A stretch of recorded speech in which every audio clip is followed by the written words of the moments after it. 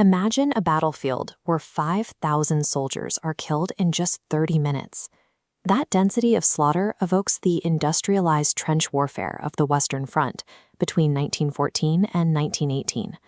But this specific massacre happened over a century and a half earlier, commanded by history's most revered military tactician, Frederick the Great. When battlefield conditions break down, even brilliant commanders can lead their troops into a localized slaughter. The year is 1760.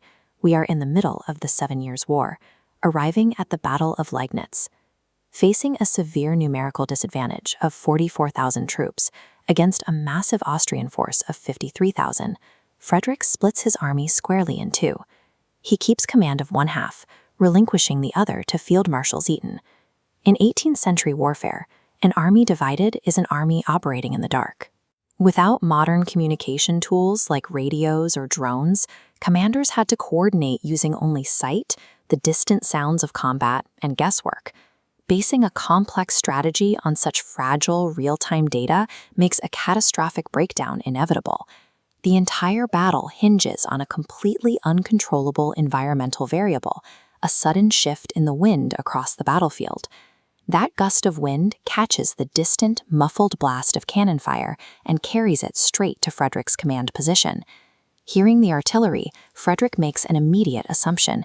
He believes Zieten's half of the army has collided with the main Austrian force and is fighting without his support. The reality on the ground is entirely different.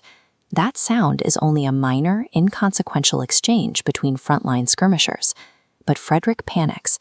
According to historical accounts, he shouts, "My God, Zieten's attacking already, and we're still a league and a half short. What's going to happen?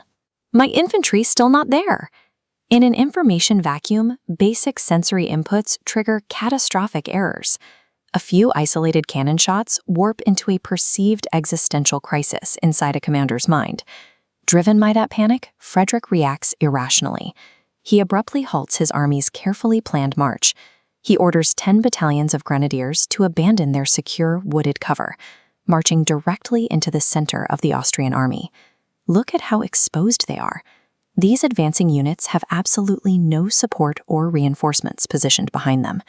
The mathematics of this unforced error are brutal. The unsupported grenadiers are mown down in the open, suffering 5,000 casualties in 30 minutes. Unchecked panic at the highest level of command instantly overrides tactical logic, and the infantry pays for that psychological break with their lives. The great irony of this event is how it ends. Despite sending 10 battalions on a suicide march, Frederick eventually wins the Battle of Leignitz. Modern historian Christopher Duffy offers a sobering perspective on this victory. Duffy argues that for the Prussian army, this localized massacre represents their equivalent of the disastrous British charge of the Light Brigade in the 19th century.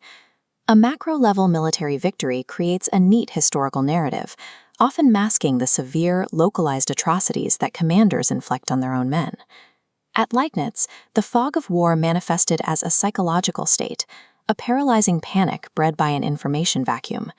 Even the most universally recognized military geniuses are vulnerable to sensory deception and human frailty. When we study history's great victories, we tend to focus on the final result. But how often do we overlook the pointless, localized blunders that paid for them?